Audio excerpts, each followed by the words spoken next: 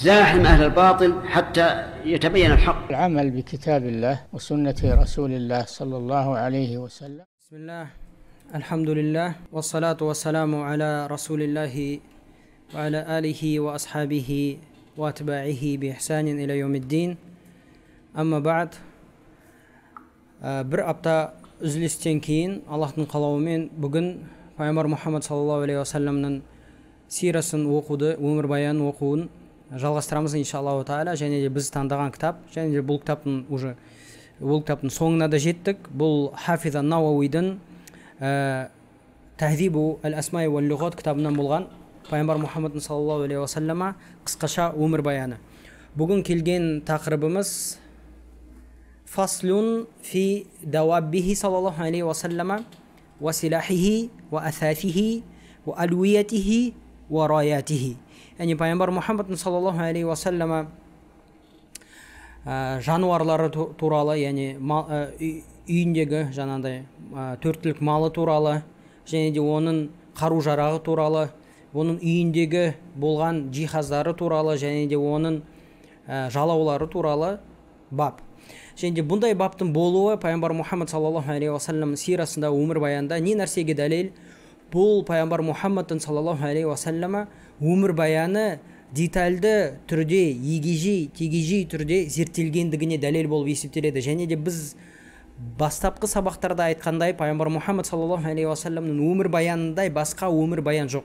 Оның биографиясындай соншалықты деталдық түрде зерттелген биография таба алмайсыз. Және де жалпы ислами тарихты алатын болсақ, және де ислами адамдардың өмір баяндарын зерттеген кітаптарды алатын болсақ, бұндай зерттелген кітаптарды таба алмаймыз.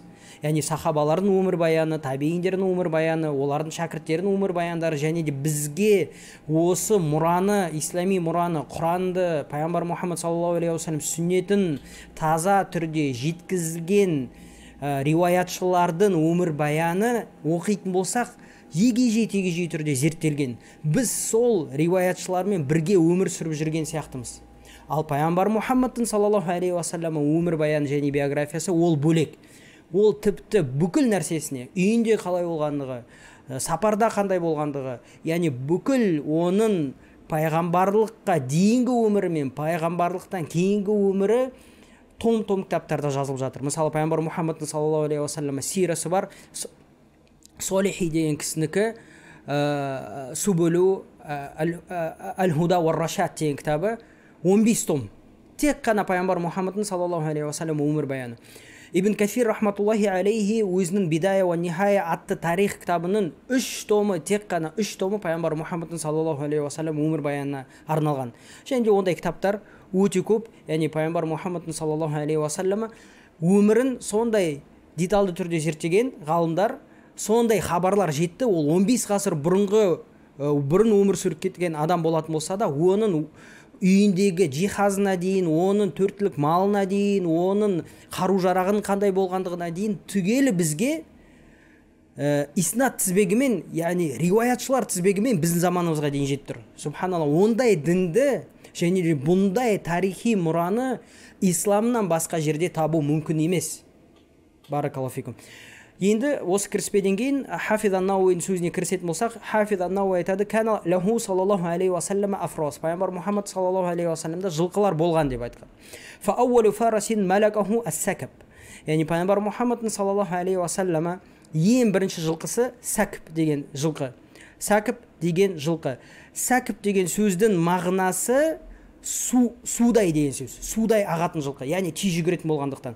Және де біз о жерден қандай пайда аламыз? Және қарайтын болсақ, пайғамбар Мұхаммад саллаллаху алейхи вассалама өзінің төрттілік малдарына аттарын беретін болған. Осы жерден сүннеттен деп айтады ғалымдар, егерде жануарларды бағатын адам болатын болса, сол жануарларға атты қоятын болса, бұл сүннеттен деп айтады. Себебі пайғамбар Мұхаммад саллаллаху алейхи вассалам мысалы бірінші жылқысының аты сакб болған екен, және де бұл атты оның сипатына байлап қойған екен. Сипатына ұқсастырып қойған екен. Яғни сакб деген судай тез ағатын деген мағынаны білдіреді.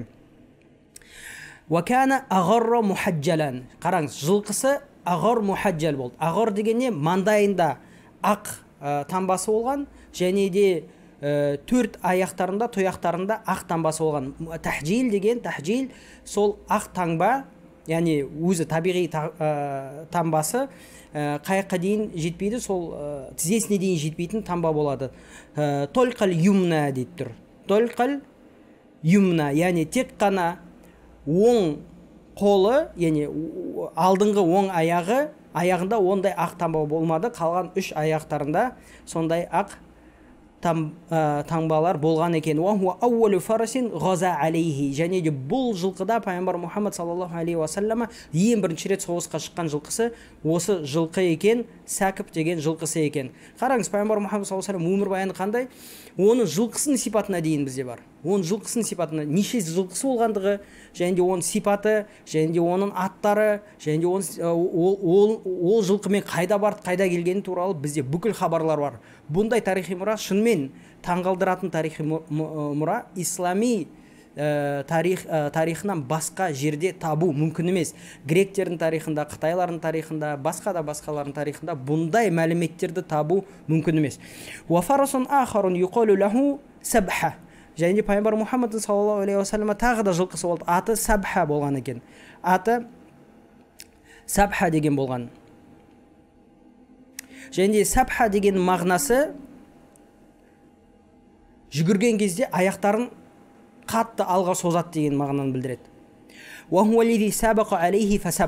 Және де пайғамбар Мұхаммад саллаллаху алейхи уассалам бұл жылқыға бұл жылқының үстінде отырып ат шабысқа қатысатын болған, және де бұл жылқысы қалған жылқыларды жеңетін болған деп айтады Хафиз ан-Науауи. Және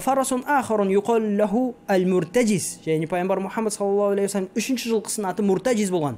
Муртажиз деген иртажаза деген араб тілінде дірілдеу деген мағынаны білдіреді. Яғни не нәрседен? Күлгеннен дірілдеу. Яғни бұның бір ерекше күлуі болған бұл жылқының. Сондықтан оны Муртажиз деп пайғамбар Мұхаммад саллаллаху алейхи уассалам атын қойған екен.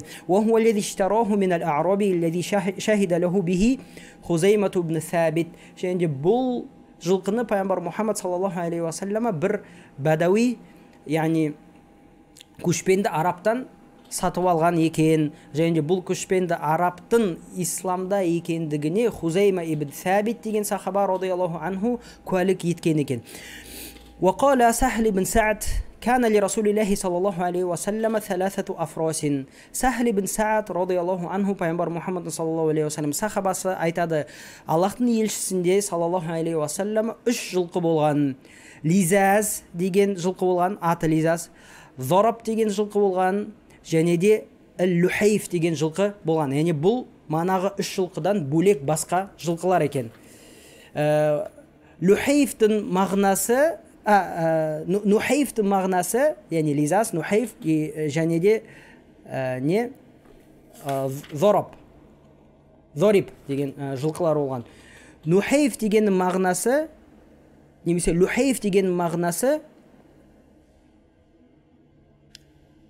Лизаз деген жылқыны пайғамбар Мұхаммадқа саллаллаху алейхи уассалама Муқауқис сыйлаған екен. Муқауқис, яғни бұл Мысырдың патшасы пайғамбар Мұхаммадқа саллаллаху алейхи уассалам осы Лизаз деген жылқыны сыйлаған екен. Люхайфты Рабиа ибн Аби аль-Бара деген кісі пайғамбар Мұхаммад саллаллаху алейхи уассаламға сыйлаған екен. Ал Зориб деген жылқыны пайғамбар Мұхаммадқа саллаллаху алейхи уассалама Фаруа ибн Амр аль-Джузами сыйлаған екен. Яғни пайғамбар Мұхаммад саллаллаху алейхи уассалам өмірбаяны осындай деталды түрде зерттелген екен. Ва кана лаху фарасун юқалу лаху аль-Вард. Және пайғамбар Мұхаммад саллаллаху алейхи уассалама жылқыларының бірі Вард деген жылқы болған. Оны пайғамбар Мұхаммадқа саллаллаху алейхи уассалама Тамим ад-Дари сыйлаған екен. Сумма вахабаху ли Умар. Содан кейін пайғамбар Мұхаммад бұл жылқыны Умар радиаллаху анхуға сыйлады. Сумма вахабаху Умар ли раджулин. Сумма ваджадаху юба. Содан кейін Умар бұл жылқыны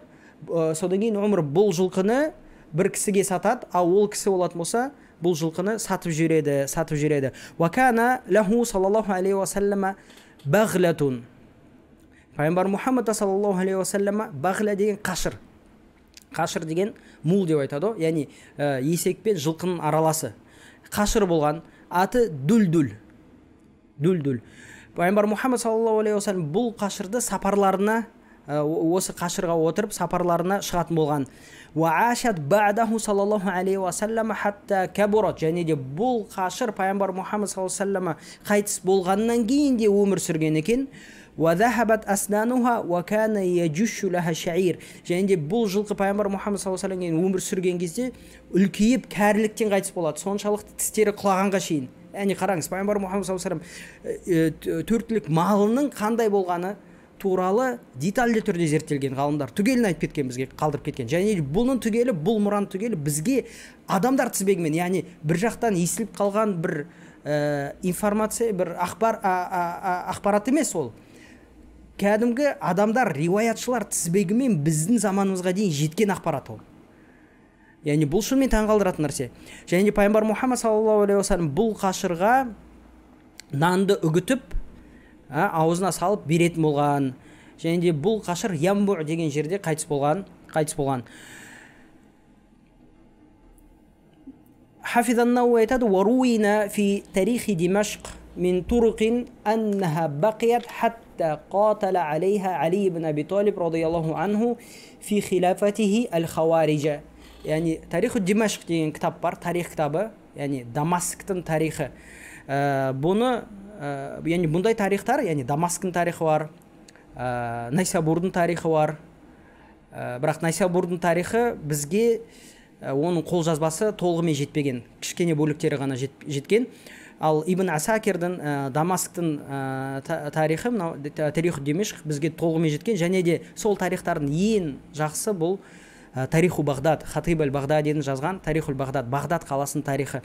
Яғни бұл жерде Бағдад немесе Дамаск немесе Найсабур қалаларының тарихы деп айтылса да, бұл жерге бүкіл кірген ғалымдар, ақындар, патшалар, елшілер, қазылар, билер, солардың түгелдерін өмір баяны және де бұлардың биографиясы жиналған үлкен кітаптар олар. Үлкен энциклопедия кітаптары болып есептеледі. Және бұның ең жақсы түрде жазылған бұл тарих Бағдад, Хатиб аль-Бағдадидің кітабы біздің заманымызға дейін сақталған, рахматуллахи алейхи. Және де бұл кітапты әлі күнге дейін хадис ілімінде, тарих ілімінде де бүкіл әлемнің ғалымдары қолданады.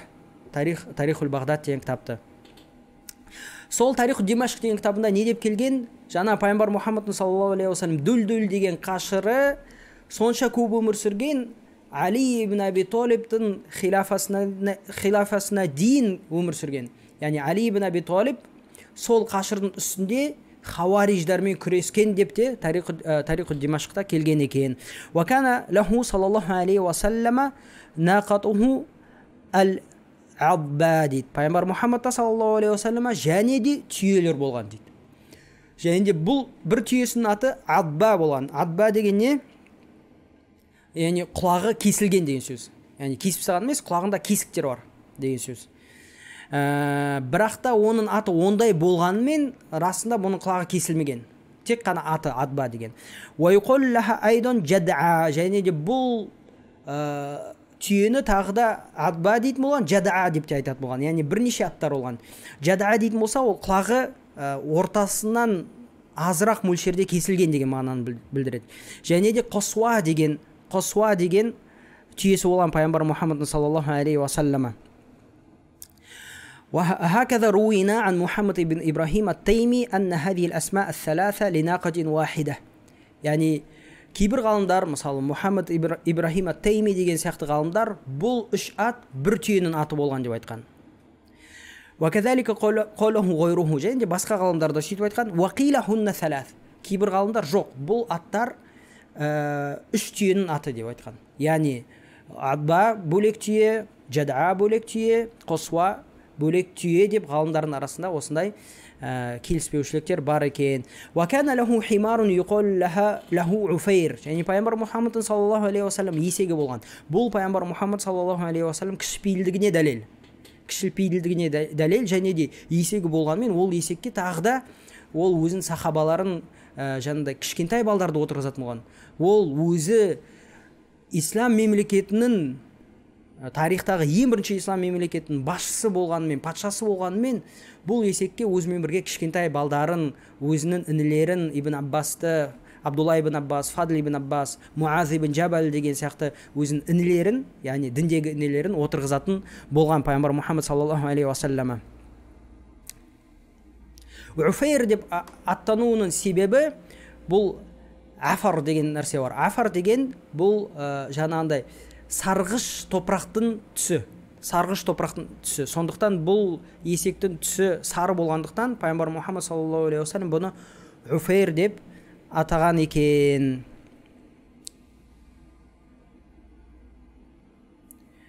وَكَانَ لَهُ فِي وَقْتٍ 20 لِكْحَةً. Пайғамбар Мұхаммад саллаллаху алейхи уассалам бір уақытта 20 түйе болған. Яғни қандай түйе? Бала босанған түйе, бала туған түйе. Бір уақытта пайғамбар Мұхаммад саллаллаху алейхи уассалам 20 түйе болатын болған. Ва миату шат, және де бір уақытта 100 қой болатын болған. Ва саласату армах. Енді пайғамбар Мұхаммад саллаллаху алейхи уассалам қаруларына кетеміз. Қараңыз, пайғамбар Мұхаммад саллаллаху алейхи уассалам өмірі, биографиясы қалайша зерттелген, бір уақытта неше қойы болған, бір уақытта неше түйесі болған. Ол қандай қазір ең әйгілі патша, ең авторитетті патша немесе әлемдегі ең әйгілі адамды алатын болсақ, бұлай өмірбаян зерттелген адам жоқ бізде. Бұлай өмірбаяны зерттелген, және де зерттеліп ол әртүрлі адамдардан естілген ақпараттар емес. Бұның түгелі бізге тағы да айтамыз, иснат тізбегімен жеткен хабарлар, және де иснат тізбегі сахих, яғни иснат тізбегіндегі адамдар түгелі сенуге болатын адамдар. Және де енді қаруларына көшсек, пайғамбар Мұхаммад саллаллаху алейхи уассалама 3 найзасы болған деп Хафид ан-Науи айтады. Бірақ та имам Ибн Қойым рахматуллахи алейхи бұл айтады, пайғамбар Мұхаммад саллаллаху алейхи уассалам 5 найза болған деп айтады. Және де оның 3 садағы болған деп айтады. Бірақ имам Ибн Қойым рахматуллахи алейхи 6 садағы болған деп айтады. 6 садағы болған деп айтады. Және пайғамбар Мұхаммад саллаллаху алейхи уассалама Ибн Қойымның егерде, Ибн Қойым да сирадан кітап жазған, Задул Маат деген, егер соған оралатын болсақ, бұл найзаларға және де қылыштарына және де садақтарына ат беретін болған пайғамбар Мұхаммад саллаллаху алейхи уассалама. Және де Хафид ан-Науи айтады, пайғамбар Мұхаммад саллаллаху алейхи уассалама 6 қылыш болған деп айтады. Бірақ бұны Ибн Қойым рахимахулла не дейді? 9 қылыш болды деп айтқан пайғамбар Мұхаммад саллаллаху алейхи уассалам. Соның бірі, сол қылыштардың бірі Зул Фақар деген қылыш. Зул Фақар деген қылыш. Танаффалаху Яума Бадр. Пайғамбар Мұхаммад саллаллаху алейхи уассалама бұл қылышты Яумул Бадр, яғни Бадр соғысында ұстап соғысқа шыққан деп айтады Хафид ан-Науи. Ва хуа аллази ра'a фихи ар-ру'я Яума Ухудин. Және пайғамбар Мұхаммад саллаллаху алейхи уассалама бұл қылыш туралы не көрген? Бұл қылыш туралы түс көрген Ухуд соғысында. Қандай түс көрген? Бұл қылыш Зул-Фақарда сынық пайда болады деп пайғамбар Мұхаммад саллаллаху алейхи уассалама көрген. Және де бұны пайғамбар Мұхаммад саллаллаху алейхи уассалама оянғаннан кейін қалай жормалаған? Ухуд соғысында жеңіліске ұшыраймыз деп жормалаған пайғамбар Мұхаммад саллаллаху алейхи уассалам. Және Зул-Фақар деп айтудың себебі фақар деген, және фақра деген бұл кішкентай жанандай тістері бар деген сөз.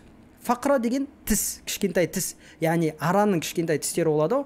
Яғни бұл қылыштында кішкентай тістері болған, сондықтан оны Зул-Фақар, яғни тістердің иесі деп атталған екен бұл қылыш. Және де пайғамбар Мұхаммад саллаллаху алейхи уассалама 2 дир деген бұл жанандай неден темірден жасалған киімі, соғысқа киілетін темірден жасалған киімі пайғамбар Мұхаммад саллаллаху алейхи уассалам сонда 2 киімі болған. Және де турс, пайғамбар Мұхаммад саллаллаху алейхи уассалам турс болған. Турс деген бұл саут. Және де пайғамбар Мұхаммад саллаллаху алейхи уассаламда не болған? Хатам болған. Яғни қазір жиһаздарына кеттік пайғамбар Мұхаммад саллаллаху алейхи уассалам, яғни аксессуар деп айтамыз ба. Пайғамбар Мұхаммад саллаллаху алейхи уассалама сақинасы болған. сақинасында несі болған, хатымы болған, печать деп айтады ғой, сон печать болған. Және пайғамбар Мұхаммад саллаллаху алейхи уассалама қадахун ғализун мин хошаб болған. Яғни қадах деген, яғни бір ыдыс неден жасалған, ағаштан, қатты ағаштан жасалған ыдысы болған. Яғни бізде көже ішетін ыдыстар болған, сондай ыдысы пайғамбар Мұхаммад саллаллаху алейхи уассалама болған екен. Вараятун сауда мураббаатун мин намира. Және пайғамбар Мұхаммад саллаллаху алейхи уассалама не болған? Жалау болған. Жалауы яғни ала түсті, қара мен ақ түс араласқан жалауы болған. Валиуаун абияд. Және пайғамбар Мұхаммад саллаллаху алейхи уассалама кішірек жалау болған, бұл ақ түсті жалау болған пайғамбар Мұхаммад саллаллаху алейхи уассалама. Яғни бұл қысқаша Хафизан Науи пайғамбар Мұхаммад саллаллаху алейхи уассалама жануарлары туралы, оның жиһаздары туралы және де оның қару-жарақтары туралы айтқаны. Арғарай Хафизан Науи айтады: "Уалам анна ахвал Расулиллахи саллаллаху алейхи уассалам ва сираху ва ма акрамаху Аллаху та'ала бихи ва ма афадаху аля ал-аламин мин аtharihi саллаллаху алейхи уассалам гайру мунхасира."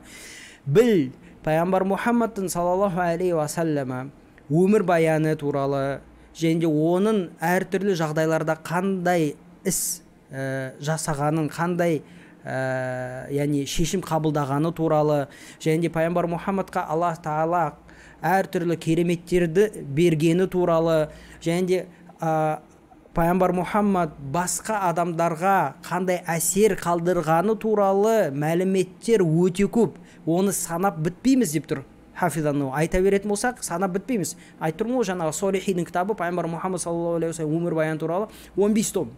15 том дейді.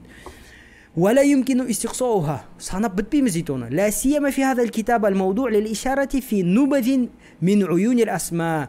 Бұны санап бітпейміз, әсіресе осындай кішкентай кітапта деп тұр Хафизан Науи. Себебі Хафизан Науи бұл Асма уа луғат деген кітапта әрбір ислам дініндегі бір үлес қосқан адамдардың өмір баянын келтірген және де тағы да әртүрлі қиын сөздердің мағыналарын айтып кеткен Хафизан Науи. Қысқаша, яғни жаңа талабаларға тез-тез энциклопедия ретінде жаңағындай тез-тез қарап, мысалы пәленшенің өмір баяны туралы тез-тез қарап шығу үшін, немесе пәленше сөздің мағынасын білу үшін тез-тез қарап шығу үшін жазылған кішкентай ғана энциклопедия. Қателеспесем 2 том немесе 3 томнан тұрады. Тахзибул асмаи уа луғат деген кітап. Сондықтан ол айтады, осындай кішкентай кітапта біз әсіресе осындай кішкентай кітапта бұл пайғамбар Мұхаммад саллаллаху алейхи уассалам өмір баянын санап жаңағындай толығымен жеткізу мүмкін емес деп тұр.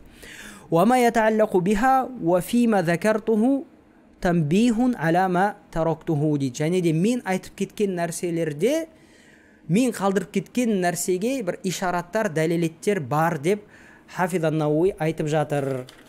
Яғни қазір соңына жетіп жатқан сияқтымыз сираның. Ол айтады: وكان مقصودي تشريف الكتاب بتصدير بعض أحوال رسول الله صلى الله عليه وسلم في أوله. және де менің мақсатым бұл пайғамбар саллаллаху алейхи сирасын жазуынан, өмір баян жазуын қандай мақсат болған? Менің бұл кітабымды, Асма уа луғат кітабын, бір пайғамбар Мұхаммадтың өмір баянымен бастап бір берекетлеу ғана болды дейді. Соны бір кітабымның бір мәртебесін көтеру ғана болды дейді. Яғни сондықтан мен пайғамбар Мұхаммад саллаллаху алейхи уассаламның өмір баянын осы кітаптың ең басында жазып кеттім деп тұр. Уақад хасала залика. Және де мен жазған нәрсемен бұл мақсат орындалды дейді. Валиллахи хамд. Және шүкіршілікпен мадақтар тек қана Аллахқа лайық дейді. وكيف لا يشرف كتاب صدر بأحوال الرسول المصطفى صلى الله عليه وسلم والحبيب المجتبى. Яғни пайғамбар Мұхаммадтың саллаллаху алейхи уассалама біз жақсы көретін және де Аллах таңдаған елшінің өмір баянымен басталған кітап қалай берекелі болмайды деп тұр. Себебі ол пайғамбар Мұхаммад хиратул алам, адамдардың ең жақсы, уа хатамун набиин, пайғамбарлардың ең соңғысы, уа имамул муттақин, муттақилердің, яғни Аллахтан қорқатын тақуалы адамдардың имамы дейді. Уа саййидул мурсалин, және де елшілердің мырзасы. Хадил умма, үмбетті туралыққа салған. Уа набиур рахма саллаллаху алейхи уассалам, мейірімділіктің пайғамбары. Уа задаху фадлан уа шарафан ладайхи валхамдулиллахи раббил аламин. Және де Аллах субханаху ва таала пайғамбар Мұхаммадқа сәлем мен игілігі болсын, және де пайғамбар Мұхаммадқа тек қана мейірімділігі мен шарапаттылығын қоса берсін, және де әлемдердің Раббысы болған Аллахқа бүкіл мадақтар тән деп Хафиз ан-Науи пайғамбар Мұхаммад саллаллаху алейхи уассалам сирасын бітірді осылаймен. Бірақ сонымен қоса, яғни сира өмірбаян біткенмен пайғамбар Хафиз ан-Науи рахимахулла қандай фасыл бізге қандай бап келтірген, осыдан кейін пайғамбар Мұхаммадтың саллаллаху алейхи уассалама ерекше қасиеттері туралы біз ол бапты да оқи саламыз иншаллаху тағала. Айтады: фаслун фи хасаиси расулиллахи саллаллаху алейхи уассалама фил ахками ва гайриха. Пайғамбар Мұхаммадтың саллаллаху алейхи уассалама ерекше қасиеттері, яғни шарғи үкімдерде және де басқа мәселелердегі пайғамбар Мұхаммадтың саллаллаху алейхи уассалама ерекше қасиеттері жөніндегі бап деп тұр Хафиз ан-Науи. Айтады: ва хаза фаслун нафис дейді. Және де бұл өте бағалы бап дейді. Ва адату асхабина язкурунаху фи ауали китаби никах. Яғни біздің асхабтар деп тұрған, яғни Шафи мазхабының адамдары бұл бапты әдетте никах бабының, неке бабының, яғни фиқ кітаптарында неке бабының алдында зікір етеді деп. Неге? Ли анна хасаясаху саллаллаху алейхи уассалама фи никахи аксар мин гайриха дейді. Себебі пайғамбар Мұхаммадтың саллаллаху алейхи уассалама неке баптарына байланысты ерекше қасиеттері көбірек дейді. Сондықтан біздің ғалымдар, яғни Шафи ғалымдарын айтып тұр, бұны неке кітабының алдында келтірген бұл бапты дейді. Уақады жамаатуха фи раудати мустақсан дейді. Ол айтады, яғни Хафиз ан-Науидің Раудату Талибин деген кітабы бар. Ол айтады, Раудату Талибин кітабында бұл бапты, яғни пайғамбар Мұхаммадтың саллаллаху алейхи уассалама ерекше қасиеттері жөніндегі бапты толығымен сол Раудату Талибин кітабында жинадым деп тұр. Валиллахил хамд. Және де бұл Аллахтың қалауымен ғана бол, және де сол үшін Аллахқа мадақтар айтып жатыр. Ва хазал китабу ла яхтамилу бастаха фа уширу фихи иля мақасидиха мухтасаран. Ал бұл кітап болатын болса, яғни Тахзибул асмаи вал лугат, бұл жерде мен оны толық айтуға мүмкіншілік болмайды, себебі бұл кітаптың өзі кішкентай ақ кітап. Сондықтан бұл жерде пайғамбар Мұхаммадтың саллаллаху алейхи уассалама ерекше қасиеттерін қысқаша айтып кетемін деп Хафиз ан-Науи айтады. Яғни сираны бітірді, қазір қандай бапқа кірді? Пайғамбар Мұхаммадтың саллаллаху алейхи уассалам ерекше қасиеттері деген бабына кірді. Айтады: қала асхабуна хасаисуху саллаллаху алейхи уассалама арбаату адрубин. Пайғамбар Мұхаммадтың саллаллаху алейхи уассалама ерекше қасиеттерін төртке бөлсек болады. Төрт категорияға бөлсек болады. Біз айтып кетейік оларды. Біріншісі махтусса бихи минал ваджибат. Пайғамбар Мұхаммад саллаллаху алейхи уассаламға байланысты ваджиб амалдар. Яғни тек қана оған ғана ерекше болған парыз амалдар. Екіншісі, қараңыз, екіншісін ал дейді.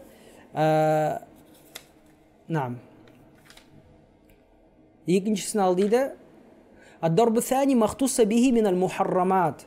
Яғни пайғамбар Мұхаммадқа ерекше тыйым салынған нәрселер. Яғни пайғамбар Мұхаммадқа харам, ерекше тек қана соған харам болған нәрселер деп тұр. Үшіншісі ат-тахфифат уал мубахат. Пайғамбар Мұхаммадқа саллаллаху алейхи уассалама байланысты кейбір жеңілдіктер және де оған ғана болатын амалдар. Басқа үмбетке, басқа мұсылмандарға болмайды, тек қана пайғамбар Мұхаммад саллаллаху алейхи уассалам болатын амалдар. Және де төртіншісі Хафиз ан-Науи айтады. Төртіншісі махтусса бихи минал фадаил вал икрам. Және де Аллах тағала пайғамбар Мұхаммадқа саллаллаху алейхи уассалама соған ғана берген кейбір артықшылықтар дейді.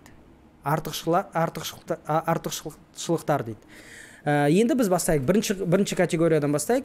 Хафиз ан-Науи айтады: ад-дарбул ауал, яғни бірінші категория махтусса бихи саллаллаху алейхи уассалама минал ваджибат. Пайғамбар Мұхаммадқа жеке парыз болған нәрселер. Соның ерекше қасиеттері, ерекше парыздар пайғамбар Мұхаммадқа саллаллаху алейхи уассалам.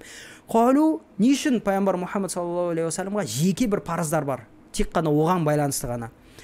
Қалу уал хикмату фихи, себебі бұл нәрсе даналық бар. Қандай даналық? Зиядату зульфа уад даражатил ула фалам ятақарраб al-mutaqarribuna ila Allahi azza wa jalla bimithli ada'i maftarada alayhim. Бұның даналығы Аллах тағала пайғамбар Мұхаммадты саллаллаху алейхи уассалама өзіне жақындатқысы келді. яғни қаттырақ жақындатқысы келді дейді. Және де оның дәрежелерін көтергісі келді пайғамбар Мұхаммад саллаллаху алейхи уассалама. Ал Аллах тағалаға ең жақсы жақындатын, ең абзал жақындататын амалдар Аллах парыз еткен амалдар деп тұр. Яғни кейбір адамдар шайтан алдайды оларды. Яғни Аллахқа жақындаймын дейді да, дүниедегі жоқ нәрселерді жасай бастайды. Аллахқа жақындаймын дейді. Ниетім жақсы. Өзіме бір ғибадатты ойлап табады да, осымен жақындаймын деп айтады. Расында бұл нәрсе адамды Аллахқа жақындатпайды, керісінше алыстатады. Себебі дін не үшін түсті? Бізге осы ғибадат амалдарын, рәсімдерін үйрету үшін түсті. Және де бізге керек ғибадат рәсімдерін түгелі Құран мен сүннетте баяндалған. Сондықтан туралықты іздейтін болсақ, Аллахқа жақындауды іздейтін болсақ, ғибадат рәсімдерін іздейтін болсақ, біз Құран мен сүннеттен шықпауымыз керек. Ал бұл нәрседен бет бұрған адам расында адасқан болып есептеледі, және де Аллахтың діні толық емес деп айтқандай болады. Ал Аллах тағала нағыл дейді: «Ал-яума акмалту лакум динакум ва атмамту алейкум ни'мати ва радиту лакумул ислама дина» дейді. Бүгін мен сендерге діндеріңізді толықтырдым, өзімді нығметімді сендерге толық жеткіздім, және де сендерге исламды дін ретінде разы болдым деп Аллах субханала тағала айтады. Имам Малик бұл аятты түсіндірген кезде нағыл деп айтады: «Ма лам якун фи ахдихи динан фалан якуна динан» дейді. Пайғамбар Мұхаммад саллаллаху алейхи уассалам кезінде дін болмаған нәрсе дін болу мүмкін емес деп айтады. Пайғамбар Мұхаммад саллаллаху алейхи уассалама және оның сахабаларының уақытында дін болмаған нәрсе қазір дін болып кету мүмкін емес деп айтады. Сондықтан бұл бірінші алдау. Екінші алдау қалай алдайды? Шайтан адамдарды нәпіл құлшылықтармен шұғылдандырып қояды да, парыздарды ұмыттырып қояды. Бірақ расында бұл да бір шайтанның несі, қапқаны. Себебі Аллахқа ең жақсы жақындататын амалдар бұл парыз амалдар. Яғни мысал ретінде қалай айтатын болсақ, мысалы біреулер сәлем намазын кіреді. Сәлем намаз нәпіл намаз ба, нәпіл намаз емес па? Нәпіл намаз. Нәпіл намаз оқып жатқан кезде қамат шақырылады, иқом айтылады. Аллаху акбар, Аллаху акбар. Ол болатын болса, бірінші имаммен бірге такбирге кірмей, бірінші ракатқа үлгермей, өзі нәпіл намазын жалғастыра береді. Бұл шайтанның алдауы. Сен жақсырақ нәрсе, сен төменірек дәрежесі шариғатта төменірек нәрсені жасап, шариғатта жоғарырақ нәрсені тастап тұрсың. Сондықтан пайғамбар Мұхаммад саллаллаху алейхи уассалама нағыл деп айтқан, имам Ахмадтың муснадында келген хадисте нағыл деп айтады: «Ида уқиматис салату фала салата илля фарида» деп айтады. Иқом айтылған кезде, қамат айтылған кезде парыз намазынан басқа намаз жоқ деп айтқан пайғамбар Мұхаммад саллаллаху алейхи уассалама. Сондықтан ғалымдар, ханабила ғалымдары осы хадиске сүйеніп, нәпіл намазын оқып жатқан кезде егерде қамат шақырылатын болса, ол кезде адам өзінің нәпіл намазын бұзып, имаммен бірге парыз намазына кіру керек. Неге? Себебі парыз амал абзалырақ және де маңыздырақ нәпіл намазға қарағанша, нәпіл амалға қарағанша. Яғни осылайша шайтан адамдарды алдайды екен. Сондықтан парыз амалдар Аллахқа ең қатты жақындататын амалдар. Хадисте келгендей, Аллах ахаббума тақарраба илейя абди мафтаратту алейхи деп айтады Аллах субхана тағала. Бұл құдси хадисте.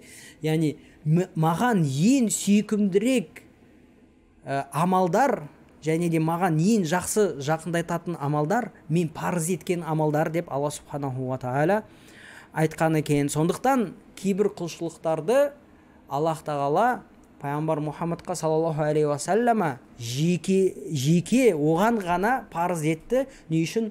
Пайғамбар Мұхаммад саллаллаху алейхи уассалама жаңағыда Аллахқа қаттырақ жақындап, және дәрежесі басқа адамдардан гөрі жоғары болуы үшін. Және де Хафиз ан-Науи айтады: «Ва нақала имамул харамайни ан бa'д асхабина анна thawab al-fard yazиду ala thawab an-nafli 70 даражатан васта'насу фихи би хадис» дептір. Және де имам ал-Харамайн, яғни бұл Джуайни, Абдулла ибн Абдул-Малик ал-Джуайни рахматуллахи алейхи, Шафии мазхабының ғалымы, усул фихтан және де фихтан өте алғыр ғалым болған. Ақидасында енді кейбір нюанстар бар, кейбір нелер бар. Бірақ өмірінің соңында Ахли суннаның ақидасына қайтты деп айтылады. Және де кітаптар жазған. Сол мәселеде Ахли суннаның мазхабы жөнінде кітаптар жазған. Имам аль-Харамайн аль-Джуайни кейбір Шафии мазхабының ғалымдарынан қандай сөзді жеткізген екен? Бұлар айтады екен, парыз амалдың сауабы нәпіл амалдың сауабынан 70 есе көбірек деп айтқан екен. Және де бұлар сондай бір хадиске сүйенген. Бұл хадисті Ибн Хузейма өзінің сахихында шығарған. Бұл жерде хадис Салман аль-Фарисидікі, Рамазан айы туралы хадис. Ол жерде айтады: "Ман тақарраба фихи би хислатин мин хисалил хайр кана каман адда фаридатан фима сиваху." Рамазан айында бір жақсы амалды жасаған адам басқа айларда парыз амал жасаған адамның сауабын алады деп айтқан екен. "Уаман адда фаридатан фихи кана каман адда 70 фаридатан фи гайрихи." Ал кімде-кім Рамазан айында парыз амалды орындаған болатын болса, онда ол Рамазан айынан тыс уақытта 70 парыз амалды орындаған адам секілді болады деп келген хадис бар екен. Ибн Хузайма сахих жинағында келтірген, бірақ алайда бұл хадис расында әлсіз болып есептеледі. Бұны әлсіз деп Хафиз ан-Науауи өзінің Талхисул Хабир кітабында айтқан. Сондықтан біздер Науауидің сөзін қарайтын болсақ, Хафиз ан-Науауи олар истатнасу фихи би хадис деп айтады. Яғни истадаллу демеді, дәлел ретінде бұндай хадисті келтір деп айтпады. Налдет истатнасу, яғни осы хадиске сүйенді емес, қалай айтсақ болады, осы хадистің мағынасын жаңағындай мағынасына сүйенбеді, себебі бұл хадис даиф. Мағынасын жаңағындай еске ала отыра деген сияқты да. Түсінікті ма? Бірақ хадис даиф, сондықтан бұл қағида дұрыс емес болып есептеледі, себебі бұндай нәрселер тек қана дәлелмен ғана бекітілетін нәрселер. Фамин хада дорби, яғни пайғамбар Мұхаммадқа саллаллаху алейхи вассалам парыз болған амалдар қандай? Салату духа дейді, духа намазы. Ва минху ал-удхия, және де удхия, яғни құрбан шалу. Құрбан айтты, құрбан шалу. Вал уитр, яғни уитр намазын оқу. Ва тахаджуд, және тахаджуд намазын оқу, және де сиуак, және де тісін сиуакпен тазалау. Бұл туралы келген хадистердің түгелі әлсіз хадистер болып есептеледі. Әлсіз хадистер болып есептеледі. Яғни пайғамбар Мұхаммадқа саллаллаху алейхи вассалам духа намазы парыз болғандығы жөніндегі хадис әлсіз. Бұны Хафиз ибн Хаджар Талхисул Хабир кітабында әлсіз деп айтқан. Удхия туралы, яғни пайғамбар Мұхаммадқа құрбан айтты, құрбан шалу парыз болды деген хадис жоқ, тіпті ондай хадистер жоқ. Ал уитр және тахаджуд және де сиуак туралы хадис өте әлсіз хадис. Иснадында кәззаб, өтірікші адам бар. Бұл әлсіздігі өте қатты хадистерден болып есептеледі. Және де Хафиз ан-Науауи айтады, пайғамбар Мұхаммадқа саллаллаху алейхи вассалам ерекше парыз болған нәрселер мушауара, яғни адамдармен ақылдасу, сахабалармен ақылдасу. Яғни бұл жерде аят бар: "Уашауирхум фил амр", және де адамдармен ақылдас, сахабалармен ақылдас дейді. Уассахих айтады Хафиз ан-Науауи: "Инда асхабина аннаха ваджибатун алейхи, ва қила сунанун, вал асахху инда асхабина аннал уитра гайру тахаджуд" деп айтыр. Яғни біздің Шафии мазхабының ғалымдары бұны пайғамбар Мұхаммадқа болған ерекше парыздар деп санаған. Яғни жаңағыда духа намазы, удхияны, және де уитрді, тахаджудды, сиуакты, және де сахабалармен ақылдасу. Бірақ кейбір ғалымдар бұны сунна деп айтқан. Бұл түгел нәрсені, яғни парыз емес, алайда сүннет амалдар деп айтқан екен. Сол дұрысырақ пікір. Яғни ақылдасудың өзі де дұрысырақ, себебі қаншама жаңағындай жағдайларда пайғамбар Мұхаммад саллаллаху алейхи вассалам өз сахабаларымен ақылдаспаған жағдайларда болды, бірақ көп жағдайларда пайғамбар Мұхаммад саллаллаху алейхи вассалам ақылдасатын болған. Мысалы, соғыс болатын болса, Бадыр соғысының алдында ақылдасқан сахабалармен, Ухуд соғысының алдында ақылдасқан сахабалармен, ифк оқиғасы, яғни Айша анамызды мұнафиқтар зинамен айыптаған кезде сол кезде пайғамбар Мұхаммад Али ибн Аби Талиб және Усама ибн Зейдпен ақылдасқан болатын, және көптеген жерлерде пайғамбар Мұхаммад саллаллаху алейхи ва саллям өзі сахабалармен ақылдасатын болған, бірақ оны пайғамбар Мұхаммадқа парыз болды деп айтуға ешқандай анық ашық дәлелдер жоқ. Алайда бұл мұстахаб амал, сүннет амал, және де ол пайғамбар Мұхаммад саллаллаху алейхи ва саллямға ерекше бір қасиет емес. Алайда басқа мұсылмандарға да өзі дінінде жақсырақ, тақуалығы көбірек, немесе бір мәселеде мысалы опыт деп айтады, опыты көбірек адаммен ақылдасу бұл сүннет болып есептеледі. Және де айтады Хафиз ан-Науи, біздің мазхаб бойынша уитр мен тахаджудтың айырмашылығы бар. Бұл дұрыс, уитр мен тахаджудтың айырмашылығы бар. Уитр бұл 3 жанында ең болмағанда 3 ракаттан тұратын, немесе кейбір ғалымдар 1 ракаттан да деп айтқан. Бірақ хадисте 1 ракат деп келмеген. Бірақ жалпы дәлелдерден 1 ракат оқыса болады деп айтқан, және имам Шафилар, имам Ахмадтар. Бірақ ең болмағанда 3 ракаттан тұратын намаз. Және де бұны уитрді мысалы түннің соңғы бөлігінде орындай алмайтын адам түннің бірінші бөлігінде орындап ұйықтай берсе болады. Ал тахаджуд болатын болса, бұның уақытылы бар, белгіленген уақыты бар. Және де бұл тахаджуд намазында сен уитр оқу да мүмкін, адам оқымау да мүмкін. Тахаджудтың уақыты бұл түннің соңғы 3-тен 1 бөлігі. Және Хафиз ан-Науи айтады, «Уас-сахих анна тахаджуд», яғни бұл хадистер әлсіз болғанмен, бірақ та пайғамбар Мұхаммадқа саллаллаху алейхи ва саллям түнгі намаз оқу парыз етілген еді басында. Сондықтан Хафиз ан-Науи айтады, бұл аятқа сүйенеді, аяттан нақыл «Қумил лейла илля қалила». Түнде, ей Мұхаммад, сен түнде намаздар оқы деп Аллах бұйырған еді. Бірақ Хафиз ан-Науи айтады, «Уас-сахих анна тахаджуда нусиха вуджубуху фи хаққихи саллаллаху алейхи ва саллама кама нусиха фи хаққи ал-умма». Және басында тахаджуд намазын оқу пайғамбар Мұхаммадқа саллаллаху алейхи ва саллям және бүкіл үмбетке парыз болған еді. Бірақ оның үкімі жойылды дейді, мансух болды деп айтады. Қандай аятпен? «Ва минал лейли фатахаджад бихи нафилатан лак». Түнде нәпіл тахаджудты сен оқы деп Аллах тағала пайғамбар Мұхаммадқа саллаллаху алейхи ва саллямға бұйырады. Және де бұл имам Шафии айтқандай, бұл яғни ташахудтың парыздылығы мансух етілді, яғни бұның үкімі жойылды деп айтады. Бұның үкімі жойылды, алайда бұл не болып кетті? Мустахаб амалы, сүннет амалы болып кетті деп имам Шафии айтқан екен. Және де бұған Айшаның хадисі, Сахих Муслимда келген хадис, тағы да дәлел болып есептеледі. Соған қарамастан бұл пайғамбар Мұхаммад саллаллаху алейхи ва саллям ерекше қасиеті болған жоқ. Дұрыс па? Себебі тахаджуд намазы басында бүкіл мұсылмандарға парыз болған, тек қана пайғамбар Мұхаммад саллаллаху алейхи ва саллямға емес. Келесі, вуджубу мусабаратихи ал-аду ва ин касуру ва заду аля ад-диф. Ва ин касуру ва заду аля ад-диф. Яғни пайғамбар Мұхаммадқа парыз болған ерекше қасиеттерден, яғни жеке пайғамбар Мұхаммадқа парыз болған нәрселерден нал дейді, жауға сабыр ету, қашпай. Қанша олардың жаңағындай олардың саны көп болса да сабыр қылып сол жерде жаңағыдай соғысты жалғастыра беру. Және де бұған мысалдар, көп мысалдар келген. Мысалы Ухуд күнінде, Ухуд соғысына пайғамбар Мұхаммад саллаллаху алейхи ва саллям 12 сахабамен қалып қояды.